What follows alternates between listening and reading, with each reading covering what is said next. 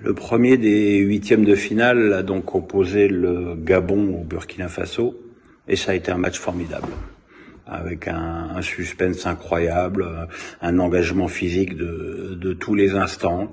Alors je vais pas vous décrire tout ce qui s'est passé, parce que la vidéo elle durerait quasiment le temps du match, tant il y a eu de choses, un penalty raté, une expulsion, enfin beaucoup de choses, mais d'une manière générale, les Burkinabés méritent leur qualification, d'abord parce qu'ils ont longtemps mené au score sur un but de Bertrand Traoré, après qu'il ait raté un penalty offert par un arbitre.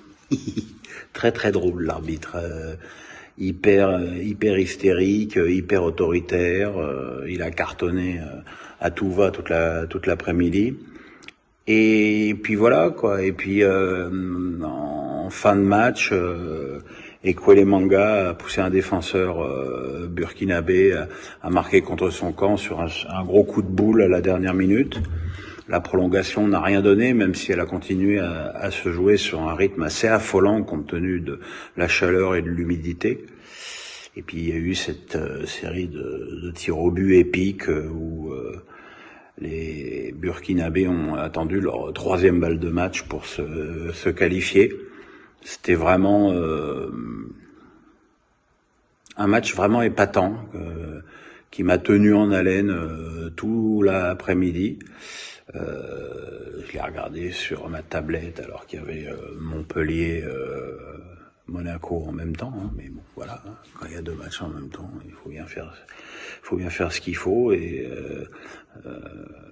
c'est un match qui confirme que la CAN est maintenant vraiment commencée.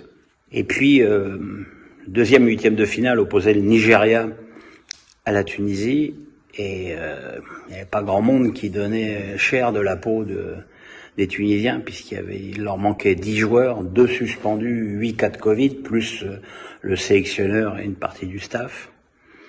Et je ne sais pas si c'est ça qui a inhibé les Nigérians ou qui a fait qu'ils étaient trop en confiance. Mais voilà, il y a eu une première période où il y a eu une domination vraiment poussive, et où la très bonne organisation défensive des Tunisiens n'a jamais été prise en défaut.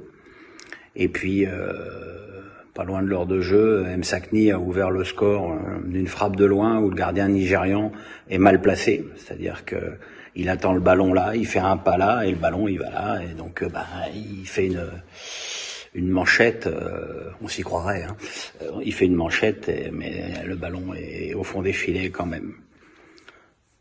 En plus, quelques minutes plus tard, Iwobi a pris un deuxième jaune, donc les Nigérians étaient en infériorité numérique. Et en fait, quand t'en manges mal un match comme ça, c'est très difficile de réagir et d'inverser la tendance. Et donc les Tunisiens ont tenu le coup, et c'est c'est vraiment un exploit pour eux, parce que c'était loin d'être gagné d'avance. Et ils vont récupérer des joueurs pour les quarts de finale. Donc attention à la Tunisie, bravo à eux.